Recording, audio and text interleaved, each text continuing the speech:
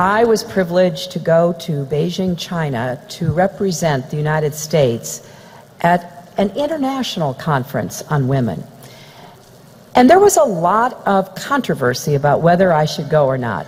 Controversy seems to follow me around, in case you haven't noticed. That's sort of part of the territory. Hillary Clinton on the campaign trail in Ohio again today, and once again making light of the email scandal she confronted. But now the Department of Justice apparently has told a federal court that the former Secretary of State had every legal right to use her own email account.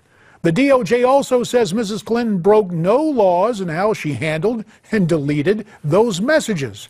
For more, let's call on our panel. Skyping in from New York City, columnist for the Fiscal Times, Liz Peek. Also joining us via Skype from Washington, D.C., the former Deputy Staff Secretary to President Bill Clinton, David Goodfriend. David, also the founder and president of Goodfriend Government Affairs. Liz, first to you. What is your reaction with the DOJ saying, hey, it's all legal? Well, first of all, I think we can agree that this is an unbelievably politicized and political Department of Justice, more than possibly any other in my lifetime. This has been the handmaiden of President Obama. So I don't think anyone was totally shocked that this conclusion was reached. But let's also be careful to note that this is a very narrow part of this story, in the sense that, yes, it was legal, and I think actually others have said this, for her to use a personal server. It doesn't mean it was smart or wise, but it was legal. And secondly, they said that it was legal to delete her personal emails. The issue is, did she only delete her personal emails? And we know that's not the case, because emails surfaced between herself and Sid Blumenthal that definitely had to do with her work life.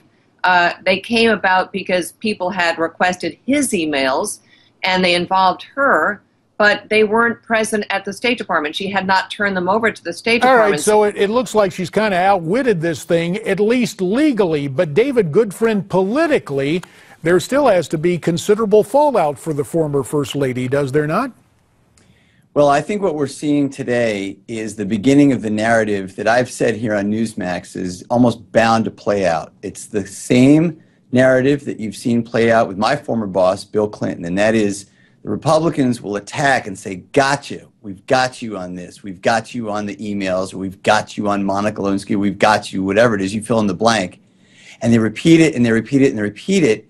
And then the actual legal outcome is far, far different from what they claim, and it tends to take the air right out of their balloons. The American people look at this as, oh, there they go again, rather than, oh my gosh, this is something new and different. And that's of course, the political element to this. And of course, Liz, with no independent counsel and no way to follow up, when the DOJ says, hey, no problem, you get that amen chorus from the Clinton supporters like David. Let me change gears. Maybe Hillary needs this kind of light touch.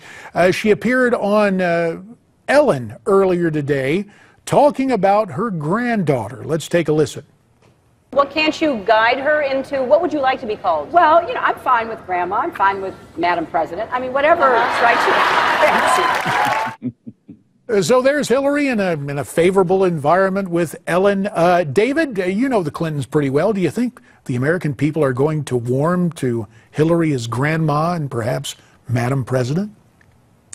Yeah, I do. And the reason I can say that is because I've been in multiple public settings and private settings with Hillary Clinton. And contrary to the image that her political enemies try to portray of some sort of sinister, cold person, she really comes off as very warm and friendly and grandmotherly or motherly. I mean, you think about the women in your life, whether it's your wife or your mother or your sister or your grandmother, she definitely evokes a lot of images in people's minds, Democrats in particular, of women they love, women they appreciate. And the Ellen DeGeneres show was an opportunity for Hillary Clinton to engage with that audience in that Fair very enough. way. Let's give the last word to Liz. Apple pie, motherhood, the presidency. You buying this stuff, Liz?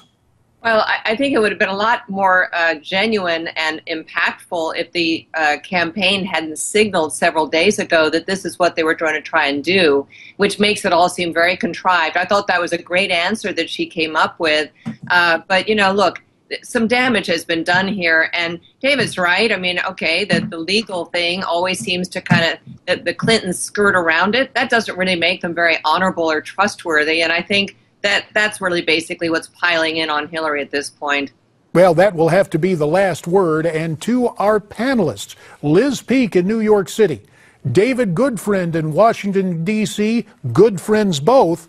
You have our thanks for your time tonight on Newsmax Prime. So, you heard what Liz and David had to say. Do you agree with either of them, or is it none of the above for you? Well, why don't you get in touch with us electronically? Here's the way you can do it. Go to newsmaxtv.com/comments. There's more ahead here on Newsmax Prime. We'll step aside and return right after this.